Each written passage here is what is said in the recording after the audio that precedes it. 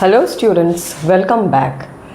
So this video is going to be the third and the last video for the chapter photosynthesis in higher plants. इससे पहले वाले video में हमने the requirements or the prerequisites for photosynthesis and light reactions देख लिया था. For students, those who have not seen my previous videos on photosynthesis, I am going to put the link below in the description box. And I would request you to kindly go and see the video. तो आज के इस video में हम क्या देखने वाले हैं? The final phase of photosynthesis which is the biosynthetic phase, या जहां एक्चुअल कार्बन डाइऑक्साइड को फिक्स किया जा रहा है, और in on a lighter note जहां खाना बनाया जा रहा है, राइट? तो बायोसिंथेटिक फेज को डार्क फेज भी बोला जाता है. You all know photosynthesis consists of two phases: light phase, which is the production of the energy rich molecules, and the biosynthetic phase or the dark phase. Dark phase का मतलब ये नहीं कि ये darkness पे होता है. Dark phase इसको इसीलिए कहा जाता है because this process does not depend on the light directly. However, it depends on the products of the light reactions. तो इसीलिए क्या होता है, after darkness for some time you may see the synthesis of sugars happening और the biosynthetic phase of photosynthesis going on for some time, क्योंकि light reactions के जो energy molecules है वो जब तक है खाना ये बना लेते हैं, बट उसके बाद और खाना नहीं बन पाता. क्लियर है? सो डार्क फेज या द बायोसिंथेटिक फेज ये क्या है? Basically it is synthesis of sugar in the plant by using the carbon dioxide. और ये कैसे होता है? It occurs by two ways. There are two cycles by which carbon dioxide fixation occurs. First is C3, second is C4.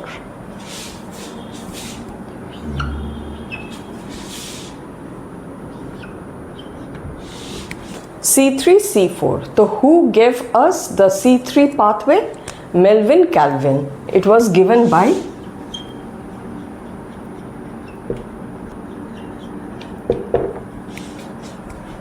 and who gave us the C4 pathway? It was given by Hatch and Slack. इसीलिए C4 pathway को कभी कभी Hatch and Slack pathway भी बोला जाता है. Okay?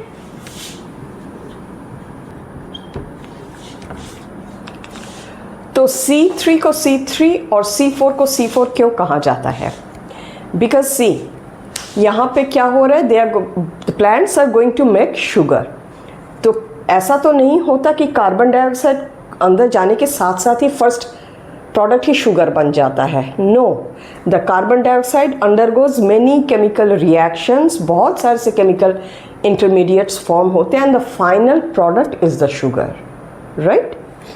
तो C3 और C4 जो नाम दिया गया है, that is based on the first stable product या the first fixed product of carbon dioxide fixation, not the end product. Okay? तो here the first fixed product is a 3 carbon compound phosphoglycerate या PGA या phosphoglyceric acid. Okay? This is an organic acid. Or here the first fixed product is a 4 carbon compound oxaloacetic acid. Clear students? Now, क्या C3 और C4 अलग अलग plants पे होते हैं? The answer is yes. C3 जो cycle है, it occurs in C3 plants as well as C4 plants. लेकिन C4 cycle जो है वो खाली C4 plants पे ही होता है, C3 में नहीं होता. तो what does this mean? कि C3 is a universal cycle or universal way of fixing carbon dioxide in all green plants. Clear है?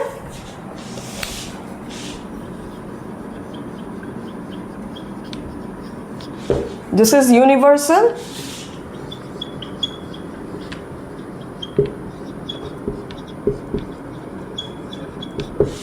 Only in C4 plants. Clear? Now, What is the difference between C3 and C4 plants?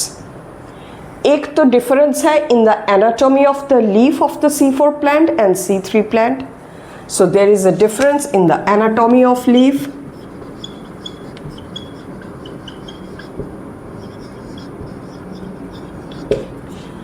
C4 plants are usually grow in high temperature, dry tropical regions. Okay.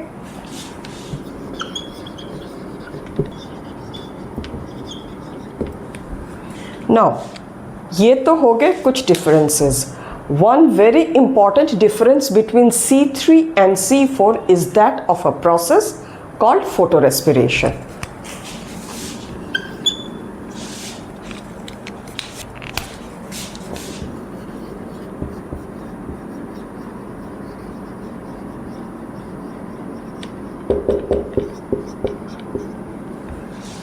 Photorespiration यहाँ नहीं होता. Okay. And it is usually said कि C4 plants are more productive. They produce more biomass. यहाँ पे less biomass. तो यहाँ पे है biomass is more.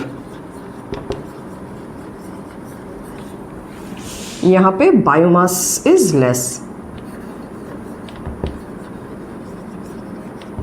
Clear है? So these are some of the differences of which photorespiration is a very important process. वो हम समझेंगे, लेकिन सबसे पहले हम क्या समझेंगे? What is C3 cycle? So let's begin by understanding C3 cycle. Okay? So C3 cycle होता कहाँ है? It occurs in the stroma of the chloroplast.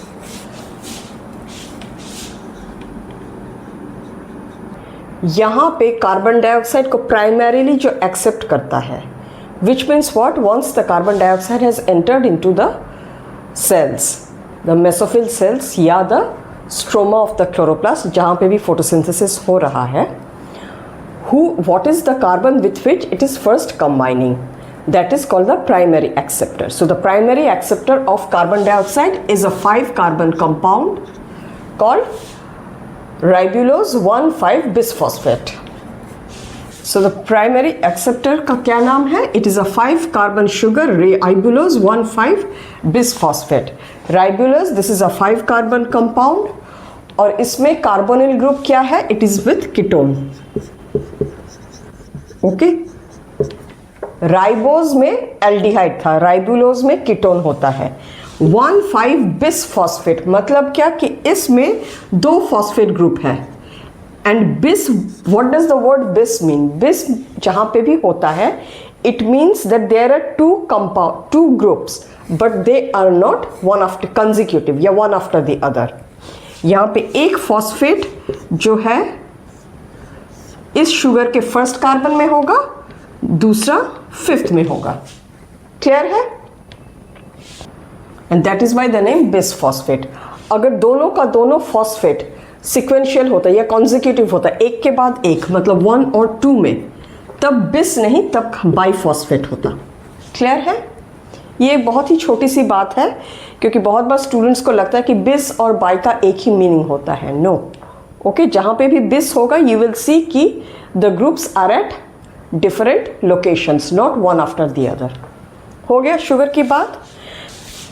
And what is the name of the enzyme which facilitates this process? It is called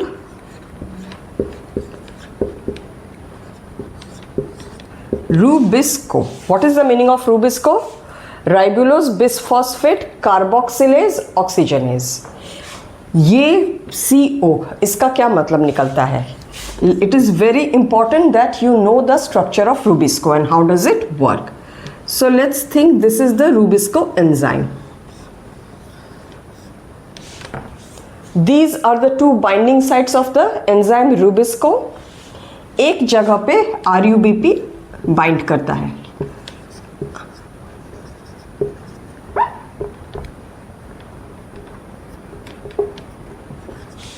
clear है? The other site, ये site, this is open for both carbon dioxide and oxygen. तो ये जगह पे competitive binding हो सकता है. Now rubisco enzyme का नेचर क्या है, ये थोड़ा सा दल बदलू टाइप है, या यू कैन से ये हमेशा उठते हुए सूरज को सलाम करेगा। How so? क्योंकि when the ratio of carbon dioxide to oxygen is equal, carbon dioxide and oxygen बिल्कुल बराबर है, तब it shows more affinity for carbon dioxide. Oxygen को तब ये पूछता तक नहीं है। बट जैसे ही CO2 टू कार्बन ऑक्सीजन का रेशियो, जैसे ऑक्सीजन का पलड़ा थोड़ा सा भारी होता है, द रेशियो और the availability of oxygen increases, it starts binding with oxygen. Okay, इस बात को मैं यही समझा दे रही हूँ, ये फोटो रेस्पिरेशन में भी काम आने वाला है। Okay, so now let us forget कि रेशियो क्या है, कैसा है। दिस इज द एंजाइम, एक साइड पे RUBP लग जाता है, दूसरे बाइंडिंग साइड पे कार्बन डाइऑक्साइड। क्लियर है? And then the enzyme Rubisco, and the first fixed product is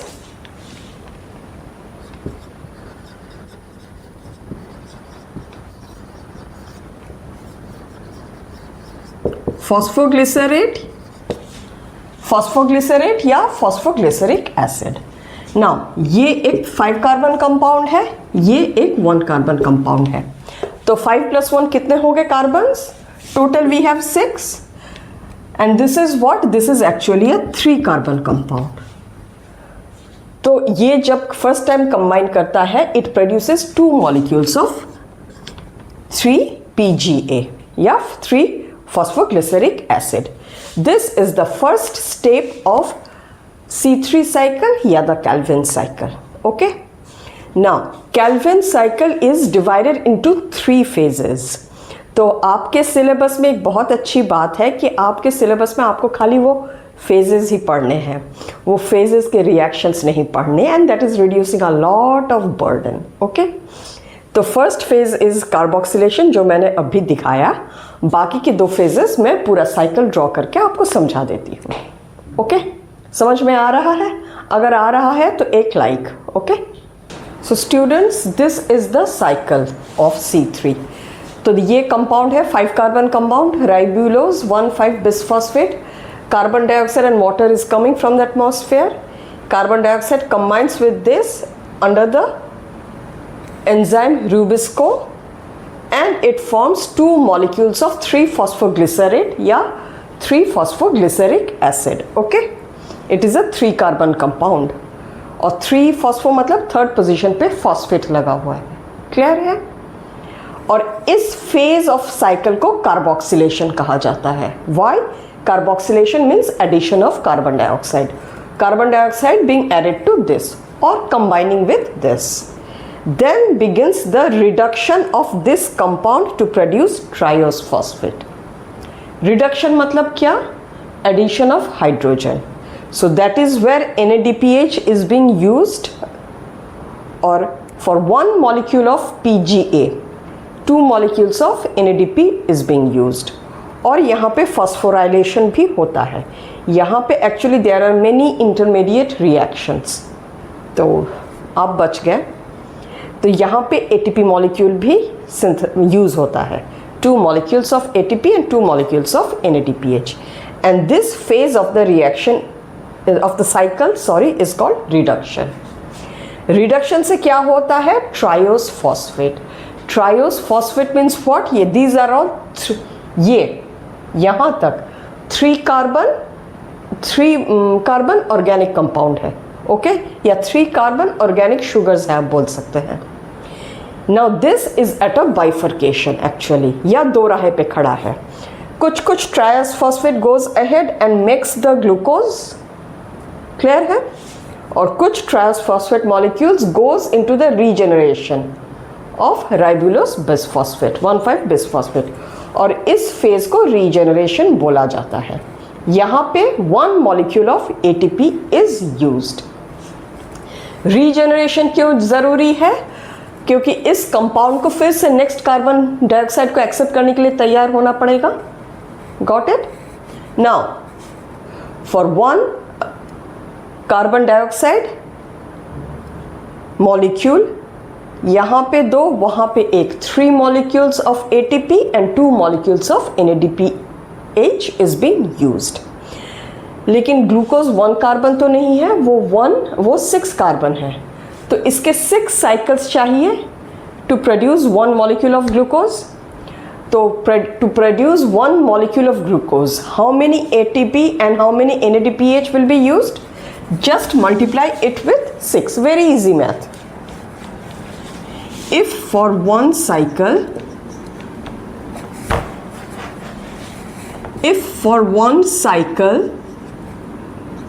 3 ATP and 2 NADPH is being used, इन दोनों को मल्टीप्लाई बाय 6 कर दो, तो ये हो जाएगा 18 ATP और ये हो जाएगा 12 NADPH. Clear? So to produce 1 molecule of glucose, 18 ATP and 12 NADPH is required. Now you see कि requirement of ATP NADPH से ज़्यादा है, इसीलिए शायद फॉस्फोराइलेशन 2 तरीके के होते हैं. One is to produce both, और साइक्लिक खाली वो एडिशनल ATP के लिए साइक्लिक फॉस्फोराइलेशन चलता है. तो C3 cycle all understood, all clear? Now let us try to understand an important cycle called photorespiration या the C2 cycle. वो C3 plants पे देखा जाता है, okay, and it is not seen in C4 plant. तो C4 cycle समझने से पहले इट इज़ आइडियल कि आप C2 को समझ लें. फिर C4 प्लांट के स्ट्रक्चर में क्या डिफरेंस है, क्यों है, and how did they save themselves from undergoing this process of फोटोरेस्पिरेशन, वो भी समझ में आ जाएगा. Okay, now फोटोरेस्पिरेशन is a process that is seen in C3 plants, जहाँ पे carbon dioxide is actually produced by the plant. Okay, इसीलिए the नाम है फोटोरेस्पिरेशन, या इसे C2 भी बोला जाता है. Why? Because the first fixed one of the product is a 2 carbon compound.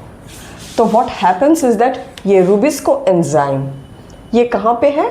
Stroma of the chloroplast. So let us assume कि ये हमारा क्लोरोप्लास्ट है and this is the stroma. तो यहाँ पे we have the enzyme Rubisco. Now under certain conditions this binding site of Rubisco shows affinity for oxygen. तो oxygen comes and binds here. और यहाँ पे RUBP है, right? Now RUBP combines with oxygen.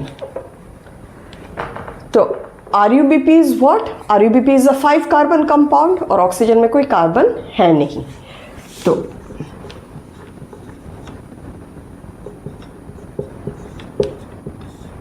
It gives rise to 2 products. एक तो है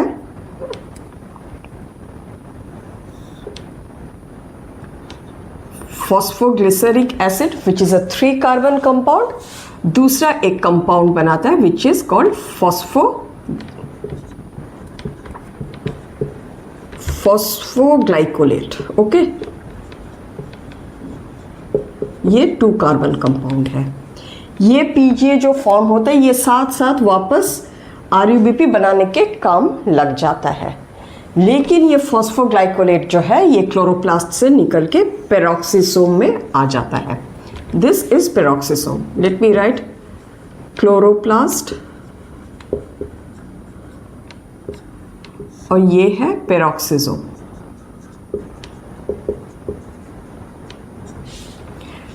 it enters peroxisome, ये organelle. फिर ये यहाँ से ग्लाइकोलेट होता है, ग्लाइकोलेट से ग्लाइऑक्सिलेट होता है. फिर इट एंटर्स, मैं लिख देती हूँ, glycolate,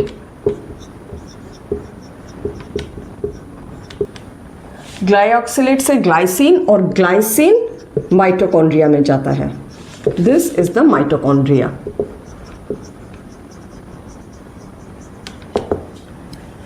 Glycine here loses a molecule of carbon dioxide. Okay, and then it goes to become serine, the amino acid serine. Clear है? Now dear students, please don't be overwhelmed. डर मत जाना कि ये सब रिएक्शंस याद करने होंगे, बिल्कुल याद नहीं करने होंगे. In your book the line is written कि this process results in the evolution of a carbon dioxide, utilization of NADPH and ATP. इसीलिए समझाने के लिए मैं खाली बोल दे रही हूँ कि कार्बन डाइऑक्साइड यूज़ कहाँ होता है. क्लियर है? अगर आप इसे याद कर सकते हैं वेरी वेल एंड गुड, अगर नहीं तो भी you don't have to. And this process actually involves 3 organelles. Clear है? अब serine also undergoes many changes and it enters here for regeneration of RUBP, और यहाँ पे जाके ATP इज यूज्ड. क्लियर है? और यहाँ पे NADPH is used to NADP. Clear है? तो ये हो क्या रहा है, एक तो इससे कार्बन डाइऑक्साइड फिक्सेशन कम हो जा रहा है. वाई? बिकॉज द एंजाइम, जितने भी एंजाइम्स है, in most of them carbon dioxide is going and binding, but कुछ कुछ एंजाइम में ऑक्सीजन इज बाइंडिंग, तो कार्बन डाइऑक्साइड का rate of fixation is going down. Secondly, ये कार्बन डाइऑक्साइड ऊपर से प्रोड्यूस कर दे रहा है. क्लियर है? ऊपर से ये जो ATP बना था लाइट रिएक्शन, ये उसको भी यूज कर दे रहा है. So scientists do not actually know what is the exact role of this process in C3 plant. तो अब तक यही मान के चलते हैं कि ये एक ऐसा प्रोसेस है which results in the loss for C3 plants, और इसीलिए photosynthetic rate compare to C4 plant यहाँ कम होता है.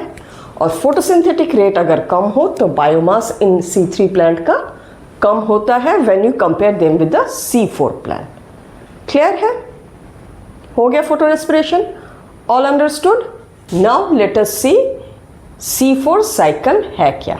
Okay, and now that you have understood कि फोटो रेस्पिरेशन कब और कैसे हो रहा है, when we will see C4, हम how the C4 is avoiding this cycle by undergoing some structural modifications, उस बात को भी समझेंगे. ओके, नाउ C4 साइकिल समझने से पहले C4 साइकिल के लीफ का एनाटॉमी समझना बहुत ज़रूरी है. The plants which show C4 cycle have special kind of leaf anatomy and that is called kranz anatomy. यहाँ पे क्या होता है, this is the leaf, right? Let's take this is the track.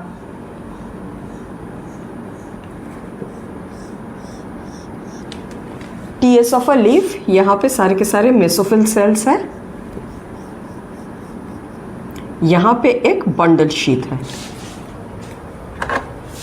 Clear है? This is the bundle sheet. I am sorry, ये vascular bundle, मैंने क्या कहा, बंडल शीट या वेस्क्यूलर बंडल? ये एक वेस्क्यूलर बंडल है, और वेस्क्यूलर बंडल के चारों तरफ बंडल शीट सेल्स है. Now you may ask, vascular leaf के एनाटॉमी में बंडल शीट सेल्स का होना इज नॉट एनीथिंग न्यू. ये तो हमने देखा, ये तो होता ही है in anatomy of leaf, right? But यहाँ पे the bundle sheath cells are many layered. ये मल्टी लेयर्ड और बिल्कुल कंसेंट्रिक लेयर्स पे हो जाते हैं. That is the modification. और क्रांस का मतलब क्या है? Kranz is a word for wreath. Okay, wreath ऐसा सर्कुलर होता है ना, तो ये बिल्कुल वैसा सर्कुलर स्ट्रक्चर हो जाता है, इसीलिए इसको क्रांस एनाटॉमी बोला जाता है. एडिशनल क्या क्या मॉडिफिकेशन देखने को मिलता है इन सेल्स में? दे आर मल्टी लेयर्ड,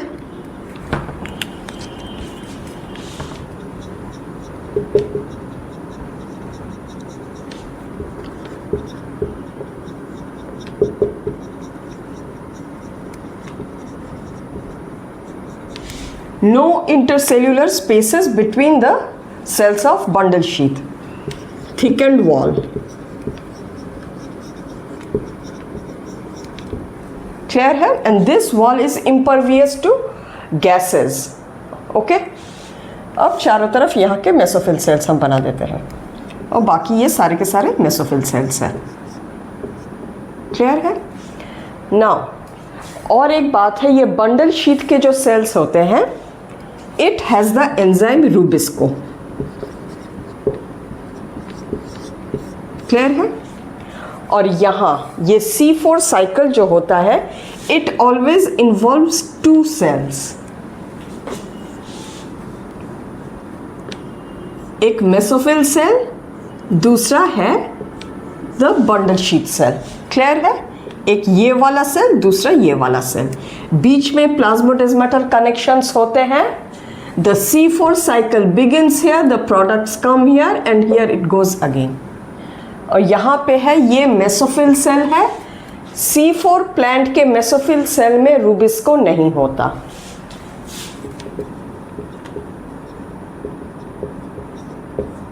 नहीं होता। क्लियर है?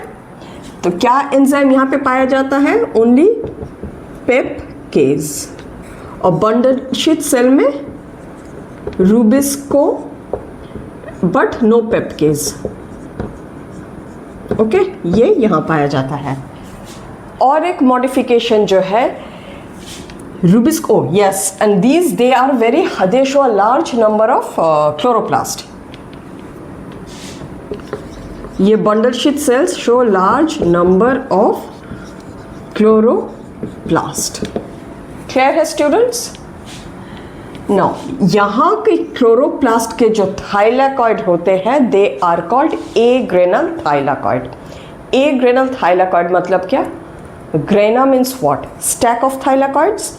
ए ग्रेनल मतलब क्या? वो खाली सिंगल लैमेलर थाइलाकॉइड होते हैं, वो खाली सिंगल थाइलाकॉइड होते हैं। तो इनके अंदर थाइलाकॉइड खाली सिंगल ऐसे होंगे। अब सिंगल थाइलाकॉइड होने का क्या मतलब होता है? कि इसमें खाली फोटोसिस्टम 1 होगा। Thus only PS1 is present। अब अगर खाली PS1 प्रेजेंट है तो यहाँ पे स्प्लिटिंग ऑफ वाटर नहीं होगा। So here no splitting of water.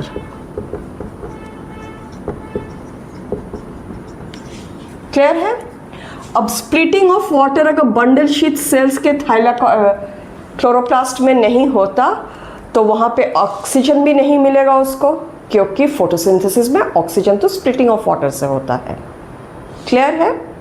So now through this structural modifications can you see how cleverly C4 cycle is actually avoiding photo respiration.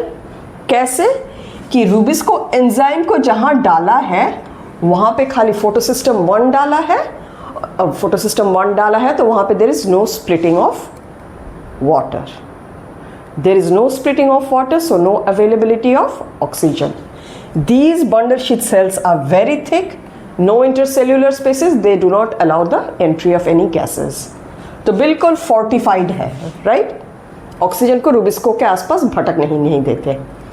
और अब हम C4 साइकिल जब पढ़ेंगे, we will get to know one more process by which यहाँ पे carbon dioxide का concentration बहुत बढ़ा दिया जाता है, so that अगर ऑक्सीजन कैसे चला भी आए, the ratio of carbon dioxide will be always more, so that rubisco हमेशा कार्बन डाइऑक्साइड की तरफ ही झुका रहे। ये उठते सूरज को सलाम करता है ना, कार्बन डाइऑक्साइड ज़्यादा होगा तो उसी से ही बाइंड करेगा, राइट? All clear? अगर समझ में आया है तो please let me know in the comment section. Now that we have seen the anatomy and how this structural modifications help in avoiding photo respiration, अब हम C4 साइकिल को देखते हैं। Okay students, so this is a C4 cycle. ये mesophyll cell है, ये bundle sheath cell है, और दोनों सेलों के बीच दीज आर द प्लाज्मोडेस्माटल कनेक्शंस, क्योंकि यहाँ पे बने हुए प्रोडक्ट को यहाँ आना है और फिर वापस जाना है, and that occurs through this plasmodesmata. Clear? Now let us begin. ये शुरू हमेशा कहाँ होता है? मेसोफिल सेल में। Atmospheric carbon dioxide enters, it becomes a hydrogen carbonate that combines with a compound phosphoenol pyruvate. Phosphoenol pyruvate is a 3 carbon compound। Clear है? और यहाँ से there is 1C, तो 1C plus 3C, okay? Fixation होता है और the first fixed product is a 4 carbon compound called oxalo acetic acid. आपके किताब में सीधा C4 एसिड दिया हुआ है, but I have broken the steps. क्यों? क्योंकि सबसे सो दैट आपको याद रहे कि the first fix product is oxalo acetic acid, और this process is called fixation. So first phase या first step of C4 cycle is fixation, which is the combination of carbon dioxide with a 3 carbon compound phosphoenol pyruvate under the enzyme pepcase या phosphoenol pyruvate carboxylase, in short pepcase बोला जाता है। Clear? अब mesophyll cell में oxalo acetic acid बन गया, this is a 4 carbon compound, or within the mesophyll cell only this is converted to other 4 carbon compounds such as malic acid or aspartic acid और फिर those acids are transported to the bundle sheath cells। तो यहीं पे questions बन जाते हैं, क्या oxalo acetic acid is transported? No, oxalo acetic acid is first converted to other 4 carbon acids such as malic and aspartic, फिर वो transport होके बंडल शीट में जाते हैं। बंडल शीट में जाने के बाद उनके साथ सबसे पहले क्या होता है? डीकार्बोक्सिलेशन। यहाँ पे फिक्सेशन हुआ था 3 + 1 4, यहाँ 4 कार्बन कंपाउंड का डीकार्बोक्सिलेशन होके एक 3 कार्बन कंपाउंड और एक कार्बन डाइऑक्साइड रिलीज हो जाता है। Is that clear? तो यहाँ पे कार्बन डाइऑक्साइड माइनस हो गया। ये जो कार्बन डाइऑक्साइड है this enters the C3 cycle. तो यहाँ पे रुबिस्को एंजाइम खाली बंडल शीट सेल में होता है और खाली इसीलिए C3 साइकिल यहीं पे होता है। यहाँ पे रुबिस्को होता नहीं है तो C3 यहाँ पे होता नहीं है। But these cells are vulnerable to the availability of carbon dioxide as well as oxygen. Now bundle sheath cells are very tight, इसलिए यहाँ पे ऑक्सीजन तो होता ही नहीं है। यहाँ के थाइलेकॉइड सिंगल है तो फोटोसिस्टम 2 नहीं होता, फोटोसिस्टम 2 नहीं होता तो वाटर स्प्लिटिंग नहीं होता, वाटर स्प्लिटिंग नहीं होता तो ऑक्सीजन भी अवेलेबल नहीं होता। ऊपर से बिकॉज यहाँ पे कार्बन डाइऑक्साइड अवेलेबिलिटी बढ़ा दिया जा रहा है, तो अगर ऑक्सीजन आ भी जाए तो कार्बन डाइऑक्साइड की मात्रा ज़्यादा होती है। क्लियर है? तो यहाँ पे C3 साइकिल चल रहा है and the third 3 carbon compound is pyruvate या pyruvic acid. It is transported back to the mesophyll cell through the plasmodesmata और फिर 3 कार्बन कंपाउंड को फिर से ये पायरुवेट रीजेनरेट करके फॉस्फोएनोल पायरुवेट बनाता है। पायरुवेट पे एक फॉस्फेट तो जुड़ता ही है, ओके और ये फिर से it is available to accept the next molecule of carbon dioxide. So students, C4 cycle को आसान लैंग्वेज में समझा पाई हूँ? अगर हाँ तो please let me know in the comment section. ना C4 साइकिल का हमेशा बायोमास हाई क्यों बोला जाता है?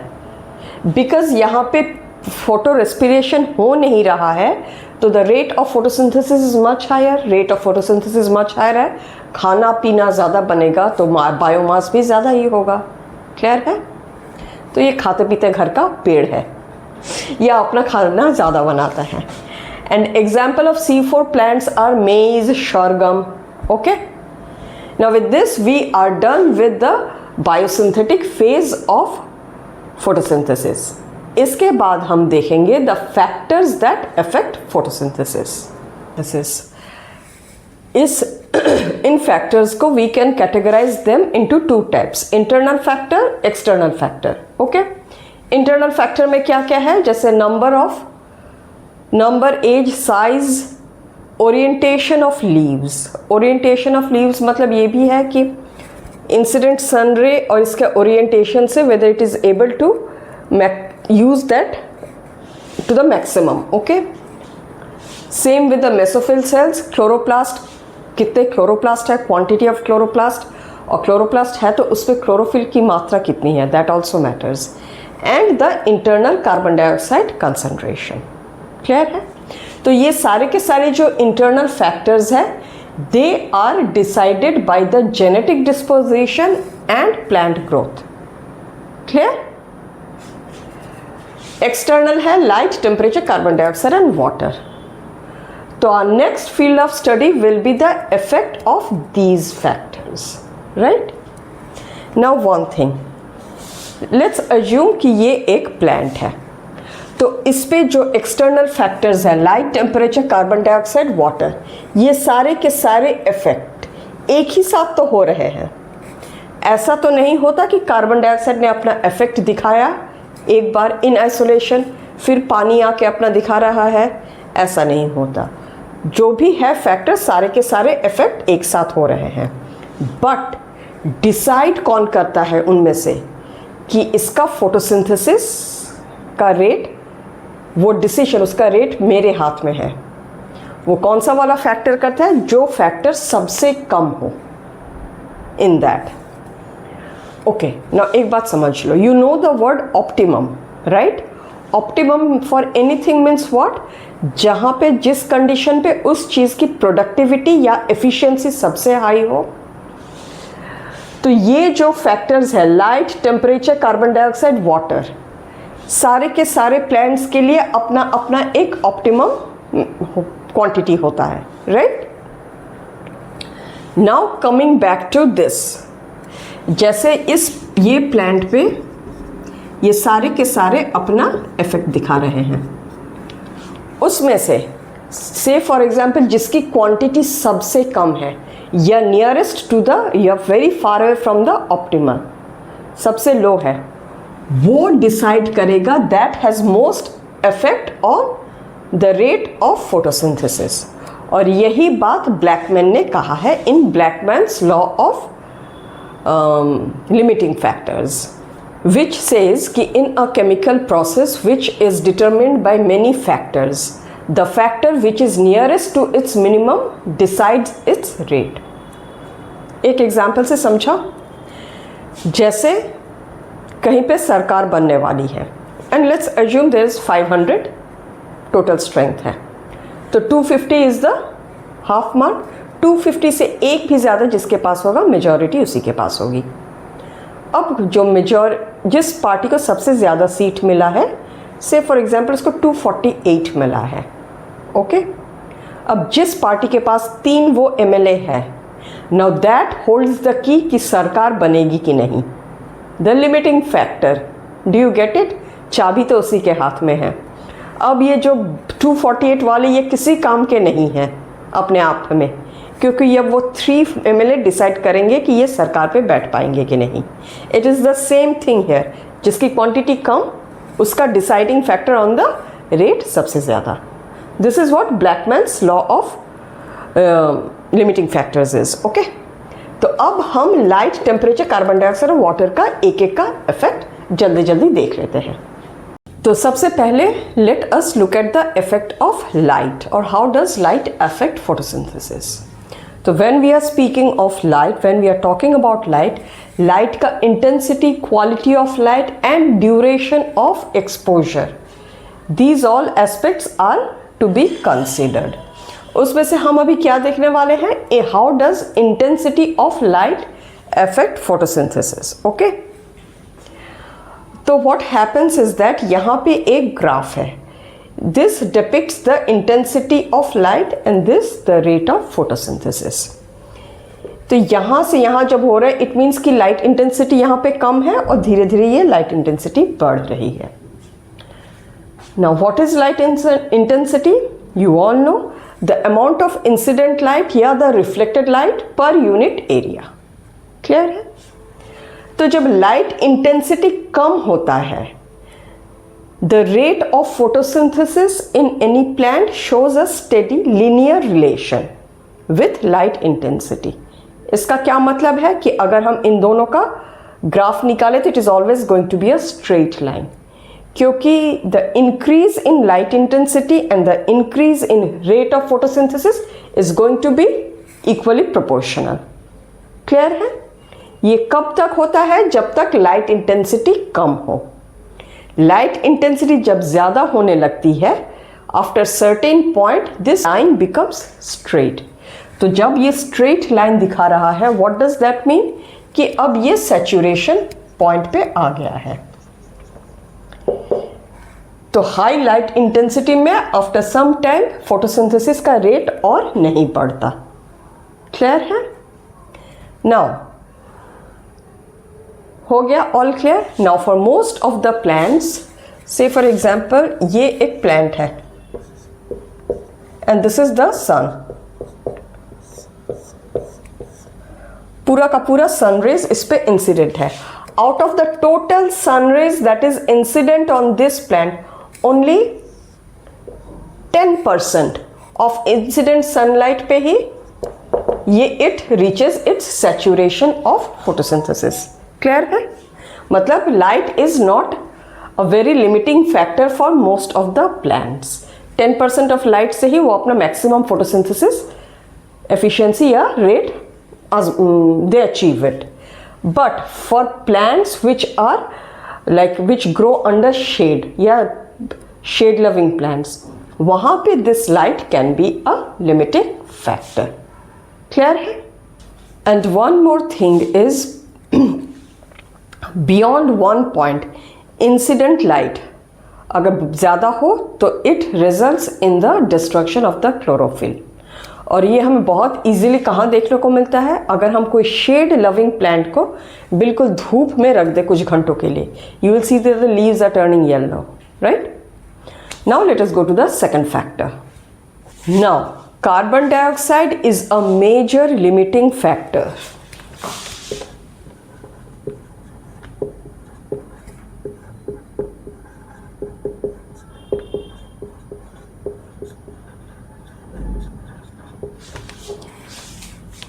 वाई सो?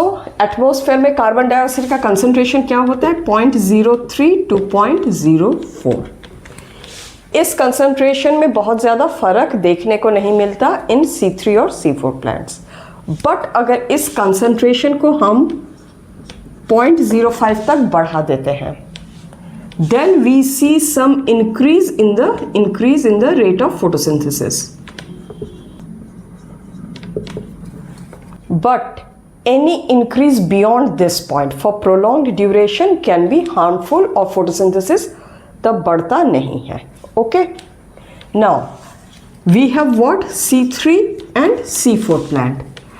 अगर effect of carbon dioxide को with light देखें तो at lower light intensity दोनों plants कोई बहुत ज़्यादा फर्क नहीं दिखाता in the rate of photosynthesis, but at higher light intensity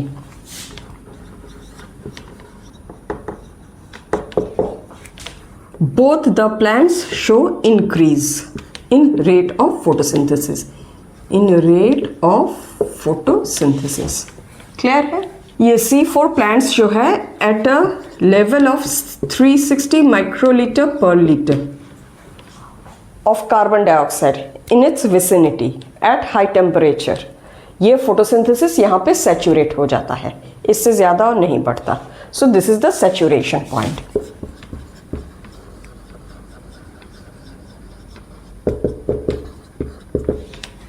The same thing for this is high up, वो 450 पे होता है। क्लियर है? और इसीलिए C3 प्लांट्स को ग्रीन हाउस पे रखा जाता है, where the concentration of carbon dioxide को थोड़ा सा बढ़ाया जाता है, but it is kept in mind कि इससे ज़्यादा ना बढ़े। और ग्रीन हाउस पे है तो टेम्परेचर भी थोड़ा उसका ज़्यादा रहता है, so that it can show more photosynthesis होगा तो प्रोडक्टिविटी भी ज़्यादा होगी। Examples are tomato and bell pepper plant और कैप्सिकम प्लांट। क्लियर है? All good with carbon dioxide? Now temperature का फोटोसिंथेसिस पे क्या इफेक्ट होता है? Photosynthesis is of two phases, light and dark reactions. Light reactions में उतने एंजाइम्स इन्वॉल्व नहीं है, बट डार्क रिएक्शंस में या डार्क फेज में एंजाइम ही एंजाइम है। तो टेम्परेचर जैसे जैसे बढ़ता है उसका इफेक्ट ऑन एंजाइम भी ज़्यादा बढ़ता है, right? So the effect of temperature on photosynthesis is more towards the dark phase और या the biosynthetic phase of photosynthesis. Clear है? नाउ अगर हम, तो ये तो हो गया फोटोसिंथेसिस के दो फेजेस।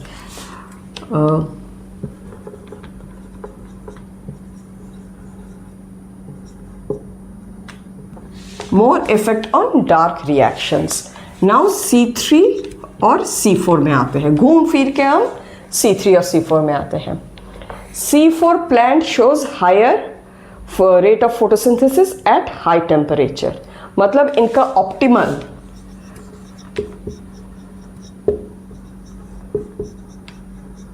टेम्परेचर इज हाई, या you can say it is greater. C3 plant का ऑप्टिमल टेम्परेचर लेस होता है. ओके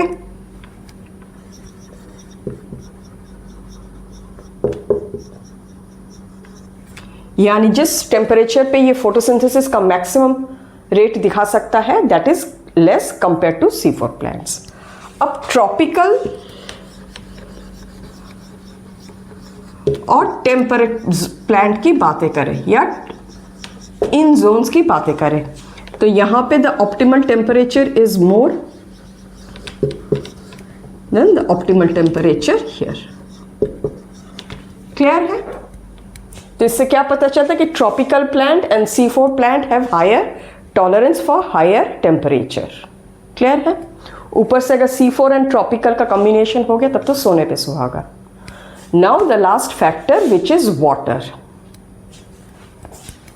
वाटर का जो रेट ऑफ फोटोसिंथेसिस पे इफेक्ट है, दैट इज एक्चुअली इनडायरेक्ट. वो डायरेक्टली इफेक्ट नहीं करता. Its effect is more on the plants and due to that the rate of photosynthesis is affected. How so? जब water stress होता है, यानी when the amount of water is less, what does leaf do? What will a leaf do? वो अपने stomata को बंद कर लेगा. So in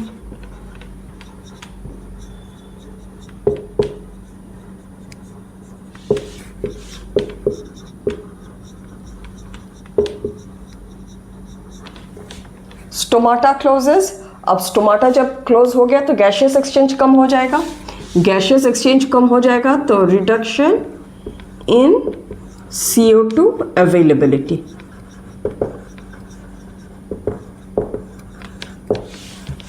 clear?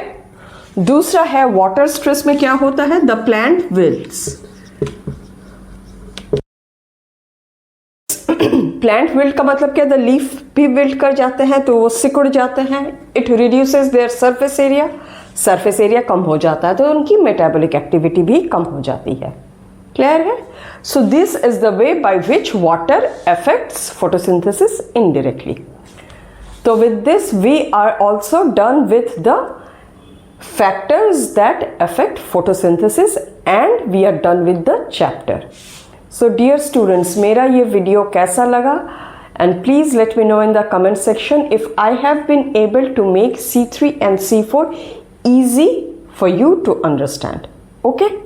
तो आज का वीडियो यहीं तक रखती हूँ. जाने से पहले I would request like हमेशा करती हूँ, please subscribe to my channel and please give a like to this video. And if you have any comment, please let me know in the comment section. Okay? So I'm going to see you again with another video and another chapter. Till then, take care of yourself. Bye.